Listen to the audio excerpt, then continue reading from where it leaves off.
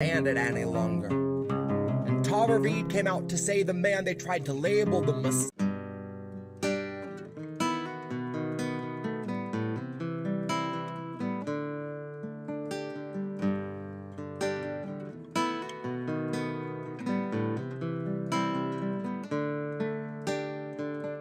They'll gladly pay you by the hour for a minute or so, so you can sign off on the towers where they'll piss on your home.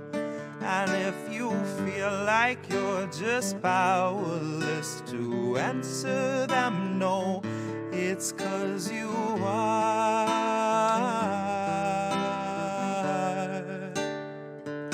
They'll gladly pay you by the hour for a minute or so, so you can sign off on the towers where they'll piss on your home. And if you feel like you're just powerless to answer them no, it's 'cause you are.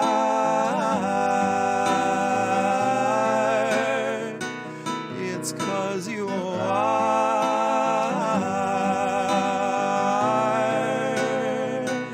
They'll gladly stagnate a living wage, snap the chains, bury it. Labor slaves in rusty cages dragged behind a chariot, led by Mr. Racial Jungle, Joseph or Iscariot, fighting over scraps as they barrage us all with variants and BuzzFeed clickbait, straight until we're paralyzed, trying to distract us from the concentration camps that Joe had swore he'd close but only chose to amplify, where they got 50-something kids in cages made for 5 to occupy. And no, she hasn't seen the camps, but Harris swears they're paradise. She tells us the facilities are safe, and that right down to the women, they are regularly sterilized. Then she throws her head back and she proceeds to laugh, that sort of heartless cackle you'd expect from someone working steadfastly on behalf of the virus and a Congress full of parasites.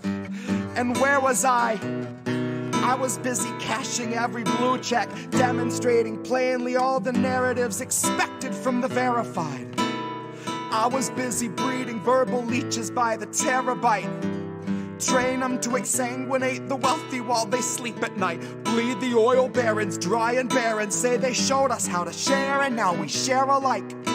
Tell them I contracted rabies from a feral mic. Now I'm just another species losing sleep to noise pollution and these glaring lights, forced to change its habits and adapt to just survive. But now it's safe to say that some of us are thriving in the moment, throwing shit on presidential homes beneath the Paris skies. So if you feel like you're just powerless, I guess you bought the lie. But I can tell they're petrified of our collective might, 'cause I can hear those gentrifiers weeping at the sight of our collective rights. And I only can imagine the intensifying fear of knowing revolution's near, and all that's left to do is simply wallow in the thick anticipation of a rabid bite. And baby, one day you can ask your leaders just what that was like before you grab a slice. So if you think you're powerless, allow me now to change your mind. Honey, if you think you're powerless, allow me now to change your mind. See, they'll pay you hourly, tax them each apart, and build a shining tower out of loopholes and cards, and tell you that you're powerless to keep you in the dark, because you aren't, because we aren't. You see, they'll pay you hourly, tax them each apart, and make you build a shining tower out of loopholes and cards, where they'll tell you that you're powerless to keep you in the dark, because you aren't, because we aren't.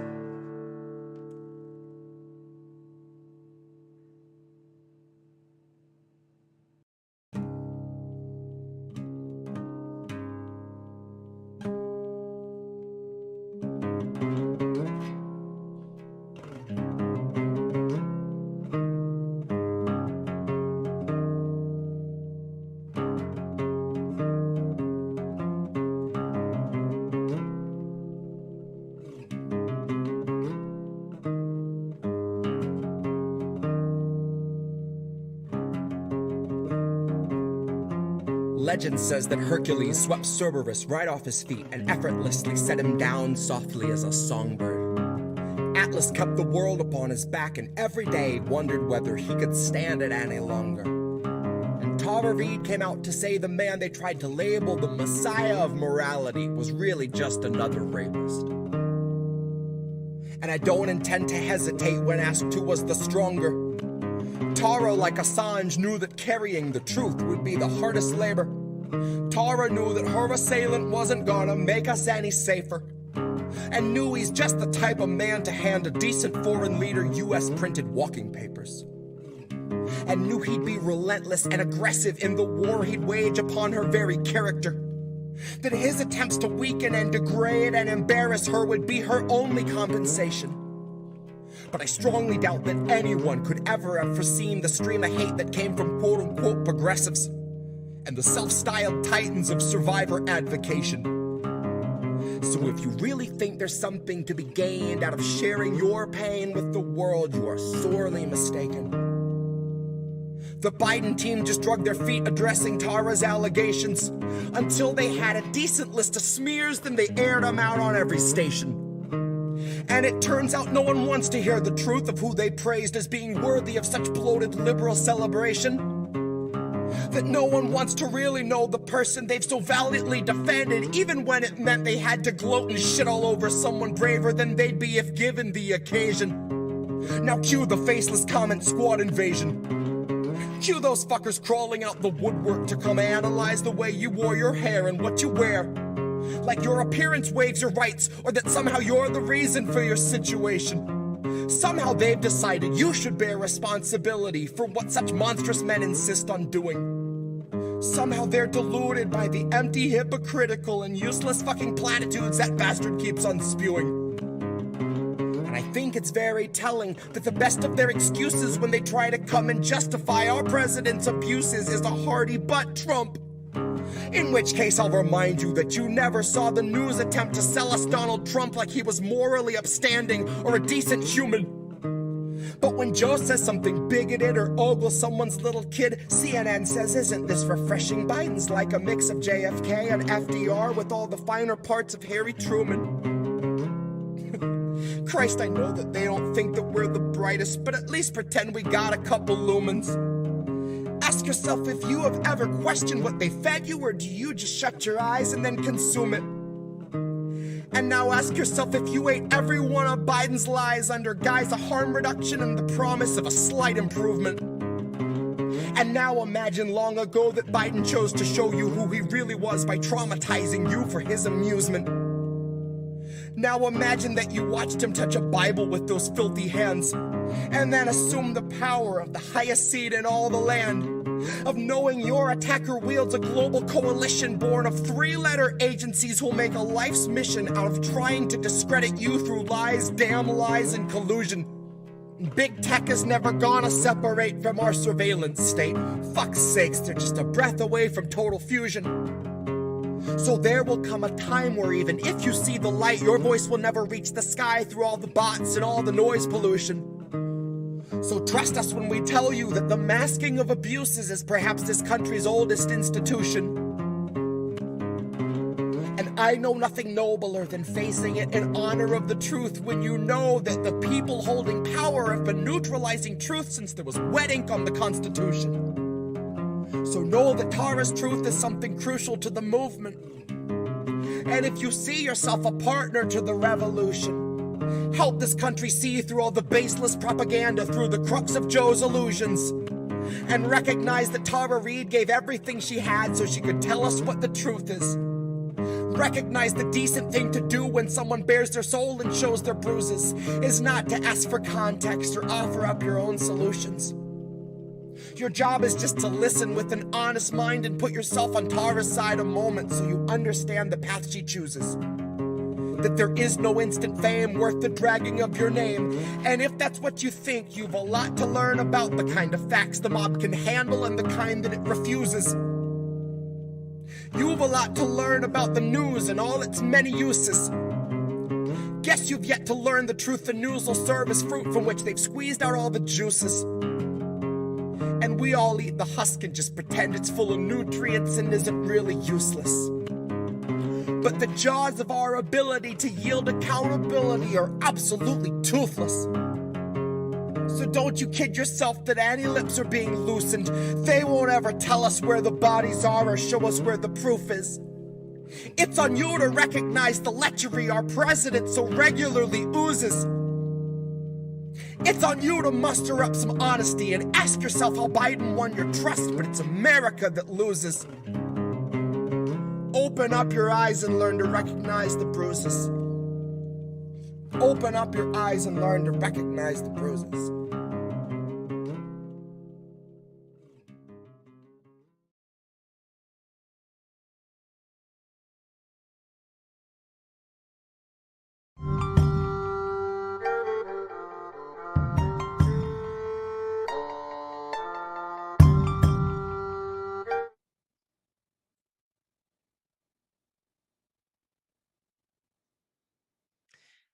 Hi, everyone. Welcome to the Politics of Survival. I'm your host, Tara Reade, and I have a really special guest tonight that I'm very excited. We have many things to talk about, so it's going to be a great discussion. So buckle up. I have the one and the only Craig Pasta Jardula from the Convo couch, and he is also known as Fee's sidekick. Hi, Pasta. Thank you, Tara. I appreciate that. At least you called me Fee's sidekick. You didn't call me Steve's sidekick from my morning show. So I appreciate that. Thank you. Yeah, and let's tell the audience about you have another show. You're kind of you're moonlighting from Fee from Convo Couch, right? Like, tell us about that show. Well, since I didn't get offered a job anywhere from any good networks, I had to start my own other show. Okay. And actually, to tell you the truth, I just, I've been wanting to do a morning show for a long time. Tara, I wanted to change my whole lifestyle. I was like a restaurant guy before I started doing this. So I lived nocturnal in the nights. And I said, one day I'd like to have, a morning show and have a morning style, life, a lifestyle of sorts, so I can get up early and feel productive. So when, the opportunity arose, Steve and I said we made the move to Vegas, and now we have a show right here in the studio called AMWakeUp, and we go Monday through Friday, 7 a.m. to 10 a.m. Pacific time, Vegas time, and just have an awesome time, get to really break stuff down, nuanced conversations, fun stuff, surface level stuff, deep stuff. It's funny, Tara, because I always thought that I would have the presenting job that Fee's doing, like anchoring, like back with the news, get my voice going, all energy, read the lines, hit it. And I thought Fee would have the show where she gets to be more analytical, but it's just the opposite. I get to have that show, and we still get to do the Convo couch, and she's wearing the suit. Yes. Yeah. I get to wear stuff like this. Yeah, I can wear me too. Yeah, I get to do whatever. Yeah. So let's talk some more smack about Fee. So she's in Moscow. Tara, you're gonna get me in trouble. I know, right? And I'm gonna right out the gate. Oh, wait. Before I do that, though, I want to go back to your show. So let's give it some proper for the audience so they can find it. Where can they find your show? The AMWakeUp show is mostly on Rockfin. We're now on Rumble. We do have a YouTube channel where we put clips up, but we've already gotten a strike right out the gate. Oh, no. Yeah, we put up a video of Alex Stein, who he came on our show in the morning show on Rockfin only, and he talked about the jab and whatnot. So it got him in a little bit of us in trouble. So we got taken down. Yeah. Bummer. Yeah. Well, in the penalty remember box. when I think it was Matt Taibbi that said a few months ago, we're not even allowed to have the conversation. So there you have it. We're not. We still can't say certain words. So yeah. It's Orwell's prediction in Animal Farm, right? Like what Noam Chomsky was just pointing out. He was just pointing that out, that although I wish he would be a little more, I don't know, he's now speaking out against the proxy war against Russia and Ukraine, but before he was kind of not as much. So I don't know.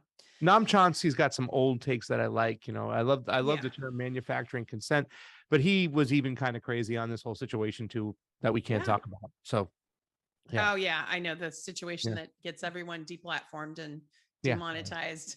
Whatever. Well, okay. So I was going to bring up something else that's controversial that, so right out the gate, Let's it's a do it. huge controversy that your partner Fee started up, like your co-host there on Convo Couch started up. So I'm going to ask you what your opinion is for everyone who's listening. So everyone buckle up. What do you think? Why is there a controversy about Chicago and New York pizza? Which is better? Now, Fee has gone and said, because she's in Russia, she's gone and said, I guess because she's now a Kremlin stooge, right? She said Moscow has the best pizza. What's your take? Well, we know Moscow's pizza is not as good as New York pizzas. And, you know, Tara, sometimes when your partner says something, and even if you don't agree with it, you got to stick by her because that's what you Right. have to do as a teammate.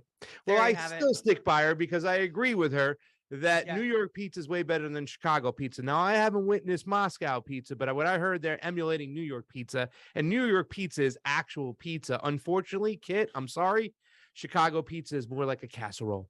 You'll lose. Sorry, Kit. Sorry. Sorry. It is. Sorry. You know what? Now that I'm gonna flip flop on my previous and say, kind of, yeah, it is like a casserole, and you would know because you're actually, kind of chef's. I mean, you worked in the restaurant business, so Oh, yeah. right? Well, I am a chef, but in the restaurant business, I was actually a service specialist. My last job when I Wow. met Fiorella, I was a training coordinator. So I would train all the waiters, the bartenders, everybody in the front of the house, how to act, how to give great service. But I started in the kitchen with my father. And Fee can tell you, as we lived together for many years, as we were doing the Convo Couch, I was the chef of the house. So I cooked all the time. So Right. yeah, I would know better than Kit when it comes to New York pizza versus Chicago pizza. Absolutely, Tara. There you have it. There you have it. All right. Well, we'll have to get into a deep dive into the toppings some other time. But so besides those controversies, though, I remember when I first connected with you all had me on your show, and Fee, I did a thing with Fee, and she was just so lovely. I didn't know her that well, but she really approached, what I went through and allowed me dignity. And, I really appreciated that from both of you. You both were really kind in the way and objective in the way you presented what I went through and me coming forward. So I just wanted to thank you for that. So on a serious note. No problem. At the end of the day, I mean, that we have to open up, we have to listen, we have to be understanding, and just do the best we can, and being supportive. So, no doubt, Tara. And like I said before the show, I also found this other side from the first article you wrote from RT. Like there was this whole other, wow, like, what I'm saying? Like, you heard Tara Reade's name. There was a lot of controversial there and people were saying this and that. But when I read your work, I looked at you completely different. I was like, holy cow, this is amazing and stuff. Like, I'm saying, I'm like, and that's something I think that we needed to kind of like lift up. Like, let's stop looking at this over here, and just labeling Tara for that. Let's look at her as the human being. Let's look at her as let's look at her work and also realize that that's a part of who she is as well. And I think you're shining with it. And that article was amazing, Well, thank you. Yeah. Thanks. It's nice, because I am a professional that went, I'm educated and went to law school. I did things and other things in my life. And it was nice to be seen as a whole person rather than just, the person that came forward about Joe Biden. But I wanted to come back to you because you kind of touched on it. You were in the restaurant business and then got into it. But because I love your political takes, and, I really like listening to you and your opinions, and also Fee. I love the Convo Couch and the guests that you have on. You just had Whitney Webb on, for example. But I wanted to ask you, what got you drawn in that direction, and how did you start? Maybe for some audience members that are kind of wanting to know how to delve into that. Well, first off, I encourage anybody who's got anything to say that wants to be a citizen journalist, and that's what it is, just somebody who's getting involved. Grab your camera, grab whatever, and get out there and just document stuff. If you got something to say, you want to, show a different point of view, you don't need permission from anybody. And I talk about that when it comes to the Convo Couch. Me and Fee didn't get permission from anybody. We found each other working in a restaurant business, stuck in that 9 to 5 kind of work. We had headshots and resumes. We were, actors on the side and the Hollywood grind, just trying to, for me, I was trying to get commercials to make some extra money, whatnot, to make a living, to go out there and do that stuff. And, I'd done plays since I was a kid. And, we had that kind of commonality. But we also had our voices and something to say. And it was during the Bernie Sanders campaign. And somebody had heard me at work, talking about Bernie, and they're like, you should talk to Fee, and then I met Fee, and I talked to Fee, and we had so many similarities. And, when we decided to start this whole thing, we just had a lot to say. We wanted to provide a place for grassroots candidates in the Democratic Party who were progressives, who were supposedly going in there to change the party, the squad and all those members. They weren't getting a lot of, a lot of spotlights. They weren't getting interviews. They weren't breaking through. So we're like, okay, let's at least provide a platform where maybe they can do something. They can have an interview. They can cut it up. They can put it out there. And we also felt that the left was very naive when it came to foreign policy. So those were the two things. We had a background in acting. We had been to classes. We'd studied theory. You know what I'm saying? We'd done stage productions. You can probably go out there and find some pictures. So we said, why don't we present something? But we're going to do it a little bit nice. We just don't want to go in front of our camera in our living room, whatnot. Let's present something and let's give it a shot at a show. So we found this ad that said it was called LA Studios, creativestudios.com, where you can sign up. You can be a member for like $40 a month, and that would give you a discounted rate for any of your podcasts or your films, whatnot. And the first eight episodes, we did one episode a week on Mondays for literally 8 weeks, and that started off the Convo couch. And the next move we made was to move into a household together where I'd been living with Ron Pacone, who I met at a Jimmy Dore show. I was transferring from Studio City to Pasadena, and literally Ron had been my Facebook friend for a week, and he put up there, anybody looking to move to Pasadena? As I'm driving to Pasadena to go meet the owner at the new restaurant I was going to be working at. And next thing you know, I'm living with Ron, and then Ron is moving out and Fee is moving in, and we have a studio in the basement, and Fee's brother came to visit, Johnny Tsunami, and we started doing the show 3 times a week because now we were living in the space we were working. And it just snowballed into what we have today. I would never imagine, Tara, that I'd be here talking to you. I wouldn't never imagine that I would be talking to Whitney Webb or Dr. McCullough, who was just on my show. It's just like, it sometimes it's surreal because it's like, holy cow. I had an impulse, a wish, a desire, a need to do something, a fire burning that says, the media is full of what? Let's get out there and let's be the media ourselves. And here I am talking to you tonight. That's fantastic. What a great story. And, and there's a learning curve to putting together something like this. I mean, I couldn't do it without the help of Indy and Reade from INN, from Independent News Network. And they're lifting up a lot of content creators. As you know, I'm pretty suppressed, and my content was pulled down from Spotify. And like anytime I would post up, they would pull it down from Google and from all those places. So luckily now I kind of have this, I'm in this kind of group, and I'm still suppressed, but I'm not censored as badly, I don't think. Yeah. Well, suppressed is just, and I think that they're shadow banning, the craziness out of you. The other day I was like, Mom, I'm going on Tara Reade. And she's like, who's Tara Reade? I'm like, how do you not know who Tara Reade is? And our bubble, it's like everybody knows Tara Reade. It's like, it's the definition of hypocrisy of the guy who's in the White House. You know what I'm saying? It's like, it's the hypocrisy of believe women, Mom. You don't know who Tara Reade is? And then I explained to her, she says, well, why don't they talk about her and stuff on the news and stuff? I'm like, Mom, because she's censored. I mean, and my mom now understands the relationship of Big Tech and the government. They're one and the same now. She understands that, being a Trumper. But when she found out who you were, she was so pissed because she's like, how come they suppress this information? Like, she's having a hard time seeing where we're at today, believing where we're at today with the censorship. She just doesn't, she's like, this is not America. And, seeing it is crazy today, what you have to go through just because your name is Tara Reade. Yeah, I mean, it's censored in Facebook, like you can't, like it was strongly. But let's talk about censorship for a minute, because like I'm sort of a microcosm of a macrocosm of a lot of censorship that's happening on a huge level, on a global level, and mostly with the Western hemisphere, to protect the Western hemisphere, and to protect that narrative that they want, this proxy war, right? The US against Russia using Ukraine. So tell me have you been deplatformed or demonetized like some of the other like gray zone, like like so many journalists, like off the top of my head, there's like 10 or 12. Jackson Hinkle's another one that's being censored, deplatformed, banned. Has that happened to Convo Couch at all, or you? Oh yeah. We've been deplatformed, we've been demonetized on YouTube, and it was all on the same day. It was the day after AOC had wrote her letter to tell people to report them, to bully them. The very next day, the Convo Couch, Mikasa Sukasa, my brother Nico Haas, who I love so much, Frank Analysis, actually, what's his name? Graham Elwood, right? And a couple other people. I can't remember the other two. And I think they let the other two back. We're all demonetized on the same day at the same time, taken down. So now it's 20 plus months. Jackson Hinkle's just started going through this. We've been going through this for a while. Now, for us, it's a little interesting, Tara, because for us, the Convo Couch, it was because of elections. You know what I'm saying? Leftist, based leftists, common sense leftists, whatever you want to call us today, because I know we're going to talk about how crappy the leftists in America are. They're not even left.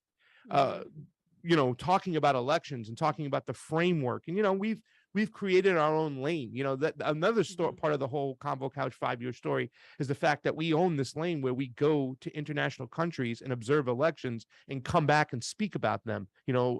On those elections observing are mostly anti-imperialists, which are cool. You know what I'm saying? They're talking about the socioeconomic disasters of their country, the indigenous people who are suffering, but they don't look and scrutinize the elections like we do. The Convo Couch showed up. There was a small group of the people who did, like Terry Matson from Code Pink. And we really own this lane of going out there and showing people, hey, man, one of the biggest scams we have. Oh, we're on YouTube. I got to talk. I'll stop. No, we talk about elections. No. You go ahead. Don't worry about it. I'm on Rockfin and Rumble. So we're on a bunch of different. So if my YouTube bad. goes down, whatever. I'm not even monetized. So whatever. Okay. But, we go and talk about elections and we tell people the elections here in the United States, this is ridiculous. Weeks of voting, which you think might be more accessible, but it's more ways to cheat an election. You can't do that. There's no security in elections. There's no chain of custody. You don't know where these ballots are coming from, where they're being printed from. The whole system is FUBAR. And to be honest with you, if you allow this system to go, progressives, it's going to screw you more. Can't you already see it screwed Bernie twice? Like, we can mathematically show you where Bernie got screwed, and yet you want to still go along with this? This is for our benefits. If we want the grassroots to ever succeed, and we see this in other countries, Tara, when we go to Colombia, Nicaragua, and Honduras, the number one issue is national sovereignty. Those people want the right to choose what they want to do in their own country without the West boot on their neck. That's the number one issue. And the number one way to achieve national sovereignty is through free, fair, clear, and transparent elections. And it can be done because we see it done on one day with results that night, expedient as can be, in all these third world countries. And you actually were in mainstream media when you went to Nicaragua. Remember, I read an article and it wasn't unfavorable. They talked about, it was actually it just kind of covered that you went there and it could have been better, but but I was reading some of, so you got known for that, for going and doing that, boots on the ground. Yeah. Business Insider. Yeah, they weren't totally fair. They were a little slighted. A different article. It wasn't article. like a hit piece, but it was Business Insider's tricky. They've done hit pieces on me or not so hit pieces, and then they've done some actually good pieces on me. So it really depends on the journalist that's working on it, doesn't it? Yeah. Okay. Yeah, I remember that interview, and that did kind of spawn us off. Of course, Fiorella, who has just got such a powerhouse, 80,000 followers on Twitter. She's just a huge megaphone for it, and it's amazing too. She went to Peru by herself to go cover that election because that's where she's originally from. But, and then, Johnny Tsunami, who did this amazing work on the California elections, just exposing so much stuff, was Johnny on the spot, literally. With his camera, catching people, transporting what looked to be ballots by themselves. You know what I'm saying? He was just everywhere. So, I have an amazing team when it comes to that. And I'm glad we own that lane. To me, like I said, the best way for a country to obtain national sovereignty, and that's here too, is through fair elections. That's the way to turn these things. Yeah, and you know, the sideways way they were coming at you in that article was they were asking you who paid you and all that other stuff, and it wasn't relevant. You paid your own plane ticket, and that's Yeah. not relevant. You were trying to go there and observe, and you notice they don't do that with other journalists that go and try to objectively cover elections, right? They don't ask them who's paying them or Yeah, like no how they're shit. doing. Yeah, they don't do that, do they? Yeah, no, not at all. But that was the thing. Mhm. I mean, but see, that's the thing. That's, I mean, when it comes Mhm. to, the situation of trying to compare that country, Nicaragua's election, Mhm. especially when it's a government that doesn't like Daniel Ortega, when it's a Right. Congress that just does not like him, where they're gonna, the Rensen Act, right? I mean, it's out Mhm. there. This is Right. sanctions. This is cutting off. This is blockades. So of course they're going to go after and try to get a hit piece. And if that's your only angle, man, well, Yeah. who paid for your flight? And Yeah. oh my Yeah. God, they really they got me. They paid me off with those Nicaraguan lunches. Oh, you got me. Like, whoa. Yeah, yeah. I mean, it was transparent. Like if you're critically reading some of these articles, it's transparent now how they try to angle in the hits, right? Oh yeah. Yeah. And it's amazing too, So Tara. When you go there, I just want to say, when you go there and yep. you get in the room with these election officials, they Mhm. sit there, and we call ourselves election scrutinizers. We Right. scrutinize it and they answer all the questions. Sorry to cut you off. I just wanted to tell you about that. No, it's really fascinating. Keep going with that. What was it compared to US elections? What was your biggest takeaway from all of those travels and that experience as Well, you look back now? the US, and I can speak the last time we had the general election, I was in California. So that's where I concentrated a lot of my efforts when it came to the elections. I did go to New Hampshire. Mhm. Fiorella did go to Vegas. I Mhm. did go to Florida. We did go to different areas to make sure we actually covered those were the primaries. We covered the general election. We were actually here in Vegas when we were still living in California, and we did a big Mhm. special on it. But my experience is when you're running around, especially in LA, and I'm trying to get answers, you don't always get the answers. You get a lot of times, we'll get back to you. Let me give you my card. Mhm. Jeff Klein, who was Dean Logan's assistant, and he ran the LA office, came out to a Bernie Sanders group to answer Mhm. questions. And he was able to answer a lot of the softball questions that were coming in the beginning. But then we got to the segment where Fiorella and I got to ask questions, and we didn't get answers.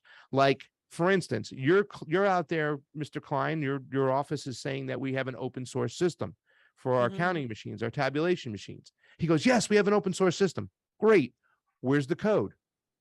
Well, Right. we don't have the code. What do you mean? You just said it was open source. Yeah, but we don't have the code. Let me give you my business card and I'll get back to you right now. Okay. All right. How many people transport the ballots when they get picked up from the mail room? How does that work? Who hires that staff? Can you tell me the process? I don't have Mhm. the answers for you. Here's my card. Let me get back to you. Right. And we would Right. all the time, and we would try to catch them. Like, you just said it's an open source system, but you're not giving anybody the source code. And still to this day in this election, they aren't giving anybody the source code, but yet they're still claiming it's an open source system. They're just not sharing the code. That's an oxymoron. But when you Right. go to Nicaragua, every single question, boom, answer, boom, answer. Mhm. Fee, and that was a whole thing too, as well. They were like, well, who translated for you when you went to Nicaragua? I'm like, Oh. my Latin business partner over here, Fiorella, she was born in Peru. Would you like to hear her speak Spanish? Oh, no, no, no. You know what I'm saying? So when I'm in those rooms, that's another thing too, as well. And in Honduras, I mean, we Mhm. have these amazing moments, where Mhm. after the press conferences, and that's something we did in Nicaragua. We actually joined the government. We were there on the behest of the government with all the international observers. So they had Mhm. a press conference at the end. When we went to Honduras, the only way we were able to catch a ride, thanks to Max Blumenthal and Wyatt Reade, those people out there. Yes, Wyatt Reade. Yeah, Wyatt Reade is my fantastic. boy. Yeah. I love you, Wyatt. Um, Yes, I love him too. He was just on the show. Yeah, and I'd love he's to have amazing. Max. He's great. Yeah. Yeah. We were able to go with the Libre Party. So when the Libre Party was done on election day, they kind of scattered on out. We threw our own press conference ourselves. We put it together, and so many channels showed up, local news showed up. It was amazing and stuff. And we have these moments where Fiorella will translate for me for the interviews, and they always want to talk to the white guy in those countries. Like, let's talk to the white guy here about these. They want to get my perspective on what I saw. So we Mhm. have these amazing moments, and when we have in every single situation, whether it be Peru, Honduras, Nicaragua, Colombia, we have these moments before the elections where we get to go see these election officials. We have our credentials, and we get to ask them everything. And sometimes we get other people in the room who are with us angry, like in Nicaragua. I was asking so many questions. One of the other observers like, can you stop asking questions? I want to go eat dinner. And I'm like, no, I got about 5 or 6 questions more. But we really scrutinize. And here's the thing. They've been working on these elections for so long that they're ready. And the public is engaged. They are so engaged because we don't just talk to the people in the elections, Tara. We talk to waiters, taxi drivers. We go into the malls. We go out. We talk to the people and we ask them their opinions too as well. They are engaged. They are knowledgeable. We need to get there in this country. And also participation rate is through the roof in these countries. We need to do that back here in the States. Well, I mean, you know, I've talked to people who have kind of are fed up and they're like done with electoral, you know, they just feel like it's rigged and it's not to be fixed in any time soon. So it's kind of refreshing to hear a different take that, yeah, that's the most important thing to focus on and to make it right. So coming to that point, I wanted to ask you 2 things. How do you feel about the upcoming November midterms that are coming and all of that? And but this is the first part of the question I want to ask you, to go back to earlier when you talked about the squad. When did you realize that AOC wasn't for real and the squad was just a PR scam, basically? When did it hit? And that, I mean, I'm kind of setting this up like I'm giving my opinion, but when did you kind of break away from the squad thinking that they were actually an answer to a question for US? So which one do you want me to answer first? This election? The first one, the squad. All right. Okay. So this election, I'm still nervous because we're still in a bad spot overall when it comes to elections. Yes, I mean, what the Biden administration is trying to do with some of these new laws coming out in Georgia. I don't know if you know what happened, Tara, but they took away the All-Star game from Georgia because of the election law they passed in the state. They literally took away the All-Star game, the baseball All-Star game, which is, you know, Atlanta. There's a lot of poor people there. There's a lot of middle-class businesses struggling. They would have made so much money if the All-Star game comes to town. I mean, literally 100,000 people there just to go watch that game and be in that area. You know what I'm saying? Just an influx of money in hotels, restaurants, the whole 9 yards. But he punished them, you know, along with his little regime, and they moved the game to a more affluent area in Colorado. That's because Atlanta had changed these laws to make it harder to cheat, not harder to vote. The moves they have, the pushback against elections is really just they're kind of tickling the heart. And since we're going to talk about the squad, this is kind of crazy too as well. The same people who follow the squad, they're tickling the heart and the compassion emotion of the progressives, saying, hey man, they're making it harder to vote. They're making it, this is a racist thing. They're making it harder for people of color to vote. This is ridiculous. They're not letting them have water, any of this stuff. I mean, they're really muddying the waters. The truth of the matter is this affects the grassroots people more than anything, these laws and stuff. They're not making it harder to vote. They're making it harder to cheat. And when it comes to an ID, for instance, this whole thing where the left says, we can't have ID. It's racist to ask for ID. It's hard for some people to get an ID. Well, they should do what we ask these people in these other countries. Make it easier to get an ID. And that's what they did in Georgia with this law. They made it easier to get an ID. I'm sorry, but the only way we can have a secure election if people show up at their designated location with an ID to vote, and it's expedient, and there's public counting. That's the way it's got to be done. I understand people think it's bad when you ask for ID, but it's not the truth. If they do it in a third world country, and that's the thing, in these countries, which they're way more leftist, they push for more identification laws. They even have a thumbprint identifications from like diagnostics machines. They come in there because they know that it's harder to cheat if they can't create votes out of nowhere. That's the ruling class. So that's why they're so hard and they push for these identification laws. In fact, in Nicaragua and Honduras, they mark your finger in black ink after you're done voting, so you can only vote once. No drop boxes, no mail-in voting. If you're elder and you're handicapped, you can cut the line. I've seen pictures of them carrying a wheelchair upstairs for a lady to vote. They take their voting serious over there. And I am still concerned about the election coming up because things are just as bad. Ballot harvesting is still legal in half the states. There's still drop boxes out in the middle of nowhere. They're still sending out ballots to everybody in the mail-in rolls with those rolls haven't been cleaned. You know, people move, they leave them on there. It's really, really bad. So there's no chain of custody in our elections. In fact, it's worse. Some states have tightened it up and they're looking for it now. You know what I'm saying? But I'm not confident with this election. And I think people will pay more attention to 2024 because it's the big ticket. A lot of people tend to not only pay attention. Yeah, they tend to ignore the midterms, but this midterm's big. It's an important one. It will decide whether the House and the Senate turn over, right? Yeah.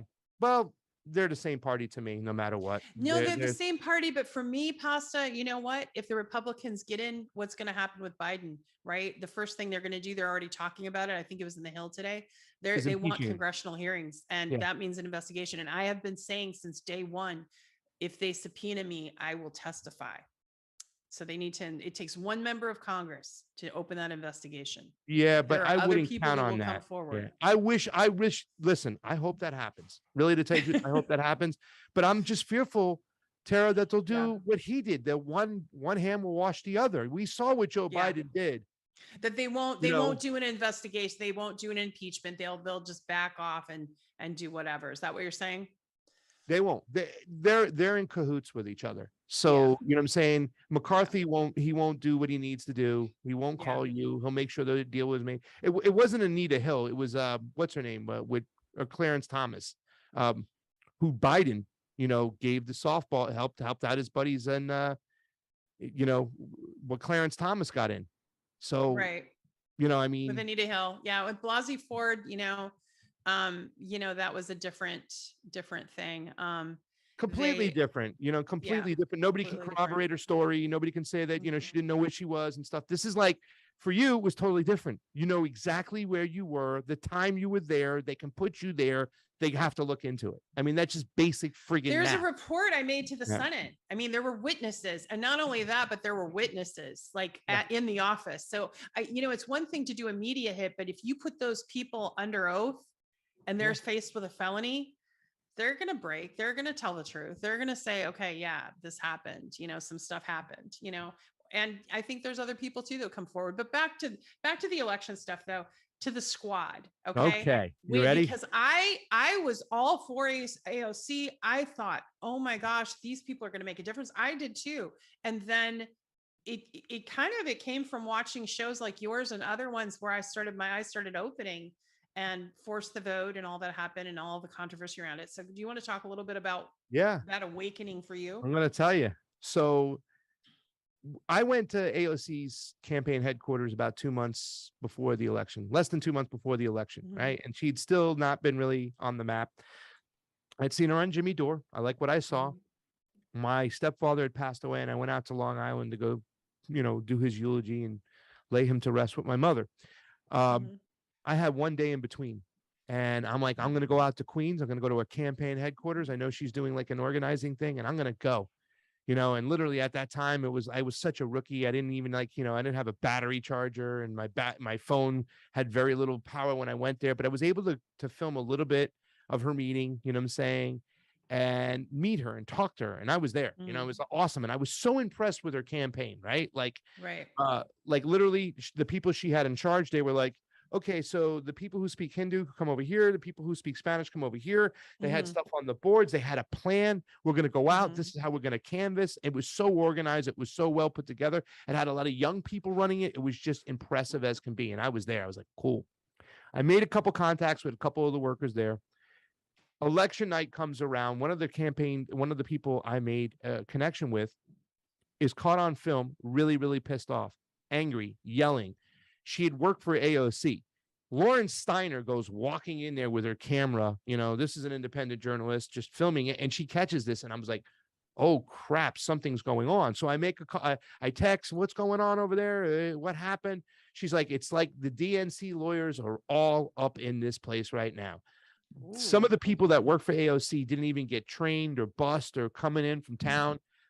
She's pretty much left them on the vine. So right there was a signal, like, uh-oh, something going on. There's dissensions in the ranks. They're complaining about DC lawyers. Oh no. So then we paid attention. We're like, all right, let's still approach this. We were hoping for this. This is why we started the Convo Couch. Now, grassroots activists, let's go. Let's change this Democratic Party from the inside out. Now I'm fooled to think it, right? Like, we're all fooled for that. We've been fooled once. Oh, I used to think that way too, but go on. Yeah. Can't fool me again. So then I was like, okay, I was very suspicious. And number one happens. It was actually Max Blumenthal, getting back to Max, when he was there in the halls of Congress asking people about the Venezuela situation. Like, what about Venezuela? Do you think we should be sanctioning them? Do you think we should be, a part of the blockade? What do you think about, what's going on in Venezuela? He got to her and she's like, I'm sorry, but I'll defer to the caucus leadership, she said. And I just like almost fell out of my seat. I was like, you'll defer to the caucus leadership? They're a bunch of warmongers. What do you mean? You're like, wait, this is Latin America over here. Hold on. This is where we're supposed to put you in there. So then I realized right off the bat, here we go again. Democratic Party sucking at foreign policy. All right. The second time, which really just was like, oh, no, you didn't, is that it was a hearing and it was about Cambridge Analytica. And AOC went there to question Zuckerberg and all these other people, pretty much Zuckerberg and a couple of executives from Facebook about what was going on. Now, I thought she was going to be in our corner as far as our information and our privacy and saying, how dare you claim that this is a leak? We know that you sold off this information, people's data, or how dare you should resign for letting that data leak. You know what I'm saying? But instead, she turned the hearing into, why aren't you censoring the opposition more? And I just was once again, fell out of my seat. I said, no way. And then it was one thing after the other. But those are the 1-2 things that really happened. It was the Max Blumenthal. I'll defer to the caucus leadership. And then the opportunity. And I knew, I'm like, oh, she's in line with big tech. She's in line with big tech. She did not go after. In fact, I hate that argument. And that's what the conservatives do when they get there when it comes to speech. They're just pissed off that we're not censoring China and Iran. Right. You know what I'm saying? They want to, that's the old school hardcore conservatives. I want to leave some of those other people out of there, but those people, and that's what goes on. Well, you even have Jake Sullivan, who's in the White House right now, who's always had his eye on China and ramping that up. So it comes from both sides. You're right. Same crazy guy, right? Jake Sullivan and whatnot. Victoria Nuland. These are the same psychopaths, the same warmongers. But that's the whole path. For Cori Bush, I carved out a special spot for Cori. I'm like, I like what I see from Cori. Let's go. Her last thing that she did with the Ukraine war, which she talked about all the bad and the negative things and then said, but I'm going to vote for it anyways. And, she'd already pushed forth a bill that was very questioning, like she was going after Josh Hawley and all these people who were questioning the elections. That bill that she put forth too as well was a very big eye opener. It's like, no, Cori, no. So, you see little things like that, then getting questioned by Franco when she goes and tries to make a little spectacle and sharing about kicking back the moratorium for, the evictions for people, which we now see a tsunami of evictions coming. Like the moratorium, like there was no rent forgiveness. It was just a little holding pattern. And they're trying to kind of capitalize on that. I mean, there's been so many things every single time they're ready to speak. This last time with the whole Ukraine thing, Tara, every single squad member voted for it. And it was just like, they all voted for end scene. It's brutal. Hey, real quick, let's check in with Indy. Indy, do we have some questions for Pasta and or just comments that you want to highlight? Oh man, well, first of all, chat is popping off, and this is great. There's so many people here. It's awesome. Awesome. Hi everybody, this is Indy. I'm the disembodied voice that's speaking over everybody and actually running the board behind everyone. He's the creator of INN, Independent News Network. Indie News Network, that's right. Everybody check out Indie News Network. And if you're watching, you better hit like and just subscribe, please. That's right. Share this everywhere. We got Nick from Socialist MMA from RBN is in the house. Hi Nick, welcome. We've got Uncle Warren Extra Booyah is here. Uncle Warren. Yay. Uncle Warren is here to say hello. I figured you'd be happy. Of course, Big Bad Crab is here. He's got his question. What's your favorite kind of pasta? Ooh. His guess is rotini. That's a good guess. I mean, it always depends on the sauce. You know what I'm saying? Like you have to match the sauce with the pasta. But traditionally, I like really to tell you the truth, and I really was upset when Trader Joe's stopped selling it, the old school fusilli. There's Restaurant Fusilli, which is Little Springs. The old school Fusilli. Remember, Tara, the old school phone lines, like the long phone lines? That was the old school Fusilli. And my hair kind of does that too. Yeah. Like Fusilli Jerry. You got the Fusilli hair right there, right? Yeah. And then we got, of course, Fusilli. Fee's here. Fee is here. And then we did have one. We were just talking smack about you. Hi, honey. Yeah. We were definitely doing Pizza Wars. Yanalmi man asked on INN, did Pasta used to be a conservative when he was younger? And I thought that'd be a really interesting question. Oh, okay. Quite the opposite. I was the other way. I was, I'm saying I was a bleeding heart liberal for quite some time. My first vote was Ross Perot, because I didn't want to vote for Clinton or who was he running against? Bush. What was Bush's big saying? Oh God, whatever. Oh, W Senior, right? George Herbert Walker Bush. He was running against Bill Clinton. And I just said, I'm going to be the odd man out here. I'm going to vote for the third party over there. And I did that. But for most of my life, bleeding heart liberal, leftist. I have more conservative views now than I've ever had, but I'm still considered a leftist libertarian is what I call myself. But, who's that? This is Che Guevara. He interrupts my live streams on a regular basis because he's ungovernable. And I just decided to hold him because he was going to knock down all the lights. So, but this is Che. He loves to come in, say hi. He came in and said, and you know what? Don Corder and I just sat, the RT correspondent, we found out he named his cat Fidel Castro. Yes. And I named him Che. Oh, so we have look how beautiful. Revolutionary cats. And right. I don't know if you know this, Tara, but I'm a newspaper guy, just like Fidel Castro was, right? So I love to grab I'm 61% Southern Italian, and I'm a newspaper guy. And I love to if you want to see the propaganda that's out there, read the newspaper. There you have the propaganda, what they're trying to push. So speaking of Southern Italian, are you from Sicily or that's South Italy? Well, my mother, her roots, first of all, one of my grandparents were on my dad's side. My dad's dad was Italian, but my dad's grandfather was born in Italy. My mom's grandmother and grandfather were born in Italy. My mom's mom and dad were born in New York. So I'm still like fourth generation or third generation, whatever, talking about that. But when I did give my blood to Ancestry.com to check, it was pretty much on point what I was told. My mother was from Sicily, and my father was from the Tuscan region, just a little bit north of Sicily on the southern part of Italy. So when it came back it's perfectly. Gorgeous. And yeah. I've never been. Me and my mom are supposed to go next year. So good. Yeah. It's gorgeous. Totally. Yeah, my mom lived in Malta, and which is an island off, like, people don't really know about Malta, but it's an island near the Mediterranean as well. Yeah, I know exactly. It's really beautiful. Yeah. Their culinary is interesting because it's got a Middle Eastern flair with Italian with some other European. So it's like kind of an interesting mix. Oh. So nice. When you go there, you could have hummus with pesto. I don't know. So very, very cool. I have had hummus with pesto, but now that I'm a vegan, I got to make it the vegan pesto. So yeah. Well, I thought pesto was vegan. No, pesto has Parmesan cheese. Oh, so you got to use vegan. I have the basil garlic, so I never. Yeah, okay. So you want to hear a trick? Vegan now, huh? Yeah, I am. Here's the thing. I was vegan for over a year and a half. And then I went to Central America and I broke down over there. I was like, damn, they put food in front of you. I was like, but when I came back, I kept up the bad habits for a couple months. And then I was just like, what am I doing? I'm a vegan. It's one of the best decisions I've ever made. So now I'm back on like 3 months of being vegan again, losing a ton of weight, intermittent fasting.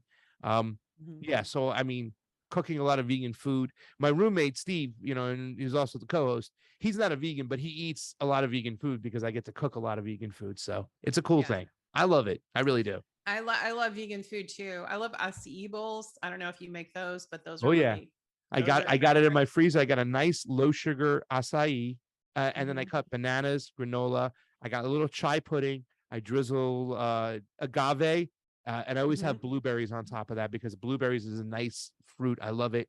So I make those a lot. And I would get like bulk granola at Sprouts. So I get like different types of granola. Yeah. I love it.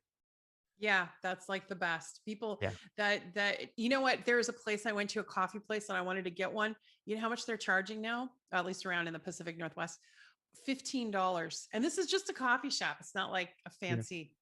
They're over here too. We have like an acai bowl place, Tara. Like literally that has it, and they have like a recipe. You can do the kiwi and whatnot, and they're like $14. And I'm like, dude, Like I just went and got everything myself and I make it yeah, myself. you can make it for $5 yourself. Well, theoretically, I don't know. It could be cheaper if you buy it in bulk. Yeah. You know? Yeah. Much better. Yeah. So back to pasta and all that kind of stuff. So you cook a lot. So with pasta, have you kind of cut that out of your diet? Are you doing more like quinoa and stuff like that? You know, I got some sweet potato pasta, some brown rice pasta, but that's the thing. I am eating very low carb. You know what I'm saying? I buy the keto bread. I'm trying not to have as many processed foods because the first time veganism, a lot of processed foods, not this time. Like I don't think I've had maybe one, what do you call those? Bill Gates burgers, the impossible ones, maybe one Beyond, maybe 2 burgers total in 90 days. When I first started, I was doing that shit all the time. Excuse my French. I was doing, all the Bill Gates. It's too much processed food. Every morning I was having the vegan sausage and stuff. Now I try to go easy with that. But when it comes to my pasta on Sundays, I don't care. I made an angel hair arrabbiata the other day. And I got beautiful red peppers, lemon zest. I caramelized the onions and the garlic with a little vodka. I used beautiful San Marzano plum tomatoes, and I had fresh basil on the side. And I bought my regular angel hair. I'm sorry. I was like, I'm going to do my pasta at least once, twice a week. There's always some leftovers. So no, I haven't changed. I do a bolognese, a vegan bolognese, which I got down pat. I do use a little bit of the processed meat, but it's mostly vegetables. Like I cut up onions, garlic, carrots, rice, cauliflower, mushrooms, and I use beautiful tomatoes, and I just caramelize. Once again, it's all about the process when you're making pasta sauce. So if you know the process, then you got it right. So I still make bolognese. I make a rigatoni bolognese, which is another favorite of mine. I love rigatoni. That's another pasta I make. So I get to have my cake and eat it too when it comes to pasta. Well, that sounds amazing. Yeah, and your cooking sounds amazing too. Thank you. I've gotten into gardening again, which I kind of abandoned. Now I'm back into, and that's what fresh tomatoes. There's nothing like a fresh zucchini, all that stuff. When you get it from your garden, it's quite the feeling, isn't it? Yeah. So I wanted to come back around because we have a few minutes left, and I wanted to talk about Ukraine because that's a big topic on Convo Couch. Of course, Fee's living in Moscow now. And is hearing more a balanced view because we're only getting, on the West, we're just getting a siphoned, like a pinhole view that's inaccurate. So let's talk about this proxy war, because right after Daria Dugina was assassinated, and the FSB has said that it was the Ukraine SBU that did it. 2 days later, Joe Biden's administration gave $3 billion more in weapons to Ukraine. So where do you think this is going to end? And where are we going? Because a lot of people are talking about the danger of nuclear war. I mean, what are your thoughts on this right now in the current moment, the way things are looking? Well, we have the second part of the saga coming right now. Tara, the other day when I was just yesterday, or was it this morning? When I heard that was $1.1 billion in weapons now going to Taiwan for the United States. Yes. That too. I was like, this has to be theater. Like, are they just joshing us here? How stupid can the Americans be, or whoever's controlling the American Congress, if they're not making the decision? How stupid could they be? But at the end of the day, I know the plan here at home is that they want us all divided. They want us fighting each other. So maybe they want to emulate that throughout nation states and pretend like, there's a serious threat or there's a serious problem. It's crazy, because we did a film the other day, a show the other day. It's the U.S. foreign policy is bringing us closer to World War III. And if you listen to the 2 ships that went through the Taiwan Strait, you can hear the servicemen for the Chinese telling them, pull back. Get out of the waters. You're in, Chinese waters. And they're like, we're in international space. We're allowed to be here. It's international waters. And since it's international waters, we'll do what we want to do, America. And that's go rub our, what in your nose. So this is really scary right here. I don't know what is playing out in front of us. But the thing I'm waiting for is for the people in America to say enough is enough. Okay, stop this. What are you guys? I mean, it's like they're playing Russian roulette with our brains, right? No pun intended. Yeah. I mean, it's the Russophobia and the bigotry and the xenophobia towards China. And other nations is off the charts. It's unbelievable. Yeah, I- it's crazy. Yeah. The propaganda, and it's straight propaganda that the mainstream media and the government are giving you. It's like the same act over and over again. The other day, I believe it was a writer for the New Yorker and an NPR person. They were together and they were literally pretty much got caught on film, audio, talking about trying to make this comparison to Russia being communist and Putin being communist. Well, neither one is the truth. You know what I'm saying? It's a No. very conservative nation. They're not Yeah. communist, and Putin is not a communist. No. You know what I'm saying? But No, they know that the people, the voters in the United States, are so low informed that they can sell that to a big chunk of the people out there, and they'll buy it. You It's talk like to a lot of people. McCarthyism 2.0, right? Yeah. So the neo-McCarthyism. If Yeah, you that's talk to amazing that somebody- people don't remember that. Yeah, that Russia's not communist; it's capitalist. And I yeah. think, yeah, what I love about the fact that you and Fee have been talking about this is Fee's been giving the perspective from Moscow, saying, talking about how they like their luxury stores from the Western European market, that they're very capitalist. Oh yeah, It's- especially but they're Moscow. at the beginning point of it, right? We're at the end point of capitalism. We're at the decline. They're at the beginning, and we'll Yeah. see if they start getting monopolies. Then they'll go in the same direction that the United States has gone, where you have very few people owning most of the wealth of the nation, Yeah, and the yeah. workers suffering again. Well, they do have this quasi kind of socialist kind of government too, right? They have Mhm. universal health care and their Yeah. education system. So I mean, so they have kind of like the thing about it is that I think you can keep a lot of the population at bay and happy if they give them a few things. Maybe the United States government should learn this, healthcare, education. I mean, I know we have certain issues right now. Like, I don't want our government controlling our healthcare. I don't want our government telling me what to do whatsoever. So there are questions there, and there are solutions to come up with, maybe a funding mechanism or whatnot. But it seems that if you give your citizens a few things that are, that we take for granted, right? Right. Maybe they might just be a little bit more in line to have things work out. But it's going to be interesting to see what happens over there. I don't know. It's going to be interesting. Well, I mean, I think we're at a point where the tension is built to the point where there's this obviously the West wants a long drawn out war in Ukraine, right? They want this proxy war against Russia to go on. And I think, recently someone spoke out of turn, I think publicly from the West, and said to the last Ukrainian. And that's true. They're going to fight to the last Ukrainian, right? And that's tragic. And it's horrible because the reality of that is that country, even like right now, if everything was to stop and there was peace, right? The country is half of it is broken and owned by the West, right? And I think big swaths of land have been bought by Monsanto and other huge Western corporations. Yeah. And then you have the other half, that's that wants to align with Russia. So you have like the Donbass region that have been suffering, and 14,000 people died. So I think a lot of Americans don't realize that this war started 8 years ago, and that's been the confusion. They don't understand all the Russian nationals that have died, and that this actually was, a provoked by the West and NATO. Yeah.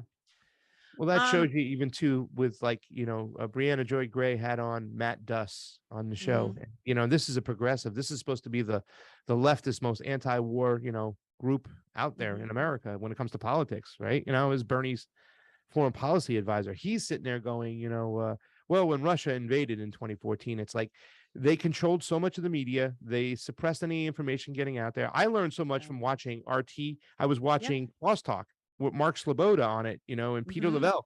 I learned so much, and I was like, whoa, none of this is being talked about on TV. Instead, it's propaganda. So that's why a lot of people don't know about 2014, and that's our job, to educate them there. Well, and people can go to Ukraine on Fire. I just had Igor on my show, Lepotinek, the director who works with Oliver Stone. He talked, and we were talking, and I wanted to get your view on this, Pasta. He was talking about, he got put on the kill list, on the Ukraine kill list. Yeah. That Roger Waters is now on. Oliver Stone's on it. I think, Tulsi Gabbard's on it, right? Yes. Yeah. Couple people. Someone rumored that I'm on one of the lists, either the blacklist. There's two. There's the blacklist, which is more media stuff. And then there's the kill list, which is very dangerous because people have been killed that are on that list. But you're seeing nothing in the Western media. What do you think about that? do you think there's going to be a breakthrough? Are they finally going to talk about it in Western media, or is it just going to keep, submerged like this? I don't know. God, man, like Well, you're it's talking so about it. scary. Yeah, Eva is on that list, right? Eva Bartlett's Bartlett. on that. I Mhm. mean, and it just she's out there on the front line. She was in Ukraine Mhm. and everything. It's scary. So I don't know. I mean, I sometimes I have this faith that we have this kind of great awakening where people are waking up and seeing things, but a Mhm. lot of times I think for the most part, when it comes to foreign policy, it doesn't affect the people over here. So they sometimes have their head up there, what, and I don't know what it's Yep. going to take for them to get it out until they have a form of suffering where it really affects them.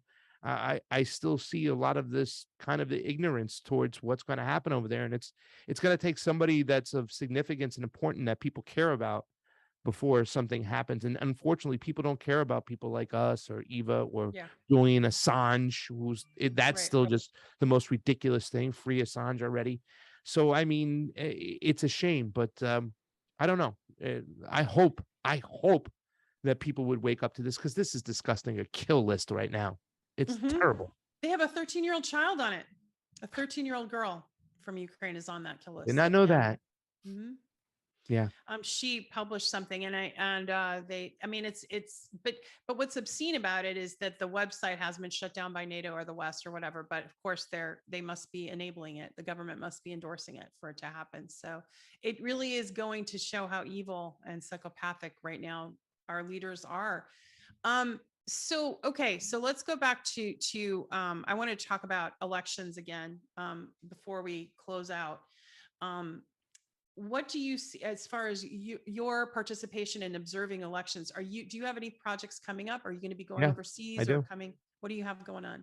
Well, on September 10th, which is about 12 days away from now, I will Mhm. be speaking at an event in West Palm Beach, about 4 blocks away from Mar-a-Lago, at the Wow. Hilton. It's mostly a bunch of patriots, I'm saying, but there's a lot of independent people there. There's some leftists there, like myself and Tim Canova, who Mhm. will be speaking. People like Mark Fincham, Lara Logan will be moderating it. But you know Wow. me, I love these opportunities to go in there and talk, because there are some myths that a lot of the conservatives carry with them when it comes to elections. Number one, that illegal immigrants sway an election. That's just simply not true. And I explained to them how that's not true. Mhm. And I also get to point out that it's not Dominion that's a bad guy. It's the system and proprietary software. So I love to get those opportunities when I get in a room with a bunch of conservatives and get to speak about elections. So I have that coming up on September 10th. Then me and Fee at the end of the month, along with a nice group of delegations of people like Terry Matson. Wyatt is supposed to be with us, hopefully, if he Great. gets permission. I don't know if he's speaking out loud and I should be quiet. Dennis Ratutsiak, Camilla Escalante from Kasachwa News. We're supposed to meet up with all these people in a delegation in Brazil at the end of the month and Fabulous. observe their elections. And that's going to be very interesting too as well. So that's on the list. And then I'm going to be speaking in October 8th at a convention over here in the Westgate about crypto, and they're having me speak about crypto used in foreign countries. So they're going to let me speak a little bit about that. I'm going to speak about Julian Assange, who that was one of the first Great. when the banks started locking down. Then one of the first people they locked up when they tried to cut off his money flow was Julian Assange. And what did he do? He turned to Bitcoin to help him out. And so I'm going to be talking about that in the convention on October the 8th over here in Las Vegas. So I got a very busy 2 months ahead of me, You do. That Yeah. sounds fantastic. And going to the Bitcoin, that's really fascinating because we didn't touch on that. But and thank you for bringing up Julian Assange. He should be free, and Absolutely. it's a travesty that the charges have not been dropped by the U.S. For this Australian publisher and journalist. So I wanted to ask about the Bitcoin thing. There are places now where you can just use Bitcoin to purchase food, like in different countries right now. Yeah, Who's yeah. who's mainly using it right now as far El as like how to- Salvador is the place that is adopted as a main currency, equaling Okay. the dollar. In other words, they didn't get rid of the dollar, but they adopted Bitcoin as their standard money. And the thing about what they've done there is they've made it applicable to their citizens. So the remittance, which is the money that's sent back from the states, a lot of California, money gets sent back to Honduras for their family. Well, Mhm. Western Union used to take a big chunk of that. Now with Right. Bitcoin, almost instantly, almost free. And it's been great. They've been Wow. saving a ton of money. And $100 that used to cost a family Mhm. 50 for a person to send it back. $75. That to give to a family in Honduras, that's a lot of food for a family. That's a couple days of food right there, $75. Maybe 3-4 days for a whole family I'm talking about. So that makes a difference. So yes, I love what El Salvador is doing there. It sounds like you're doing some really fantastic things. And so how can our audience find you if they want to find you right now? What's they the can easiest go way? and watch this video over here and share the dickens out of that. And you can catch me tonight on Tara Reade, but I'm always on the Convo couch. We're on Rockfin. We're on YouTube. And then AM Wake Up, which is my morning show. We have this awesome morning show. Steve Poikonen from Slow News Day is my co-host. It's 2 different personalities right there. So we are blessed and honored. We're so humble. We talk about it all the time to be able to wake up for people in the morning to just join us. That's AM Wake Up on Rockfin, Monday through Friday, 7 a.m. to 10 a.m. Pacific time. Check it out. AM Wake Up stands for Anarchy in the Morning, where we have rules, just no rulers. I love it. I love it. Well, thank you so much for coming on and joining. And I learned a lot, as I do when I watch you. And I love you and Fee together also on the Convo couch. Fee's a goddess. I just am so proud of her. She's like her, both your investigative journalism skills are very apparent. So it's really great. And, I want to learn more about the elections, and I want to learn more about Bitcoin. I'm kind of, ready to learn more about Bitcoin and decentralized, monetary systems. I'm really excited. I think a lot of the audience is too. Well, we'll have to talk about it. Yeah. So thank you for joining me, and come back again. And hopefully as we, venture out into the world, we can make it a better place. And, I think some of the things that you're doing are really action oriented and really cool. So thanks. Well, thank you so much. I appreciate it. I want that recipe for the angel hair with the pesto and stuff. The arrabbiata. I will give it to you. All right. And on that note, there you have it. Thank you everyone for tuning in, and we will be having a special show on Thursday. Well, we will have Fiorella Isabel live from Moscow, talking about what it's like for an American to be in Moscow. And she is amazing, as is Pasta. And thank you so much again. And thanks everyone for tuning in. We'll see you next time. Take care. Thank you.